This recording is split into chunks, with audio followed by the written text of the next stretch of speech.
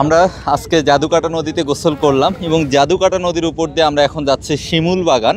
তো মজার বিষয় হচ্ছে হাউস বোটে দাঁড়িয়ে মেঘালয়ের এই দৃশ্যগুলো দেখে বারবার আফসোস হয়, প্রতিবার আফসোস হয়। এত সুন্দর পাহাড়, অ্যামেজিং মাশাআল্লাহ। তো দেখেন এখানে যে সবুজ পাহাড়গুলো দেখতে পাচ্ছেন, এগুলো হচ্ছে ভারতের মেঘালয়ের পাহাড়। দুঃখজনক হলেও সত্য, এই পাহাড়গুলো আমাদের বাংলাদেশে নেই। অন্তত দু চারটা আমাদের বাংলাদেশে থাকতে পারতো। আমরা জাদুকাটা, দুপাশে পাহাড়, পাহাড় ডিঙিয়ে যে জায়গাটাতে আমরা যাব সেটি হচ্ছে শিমুল বাগান।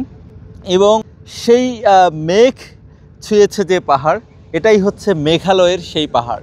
আমরা শুধু না, আমাদের সাথে সাথে আরও অসংখ্য মানুষ এভাবে হাউসবোট নিয়ে ঘুরতে আসেন। ঠিক এইরকম অসংখ্য বোটে করে মানুষজন প্রতিনিয়ত এখানে ঘুরতে আসছেন।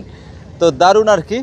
ঠিক বাংলাদেশের পতাকা এখানে টানানো আছে। মজার বিষয় হচ্ছে, যেহেতু আমরা ভারতের সীমান্তবর্তী জায়গাটা ঘেঁষে আমরা ঘুরবো, ঠিক এই পতাকা রাখার কারণ হচ্ছে যেন বিএসএফ বা বিজিবির অনুমান করতে সহজ হয় যে না, এটা বাংলাদেশের হাউসবোট।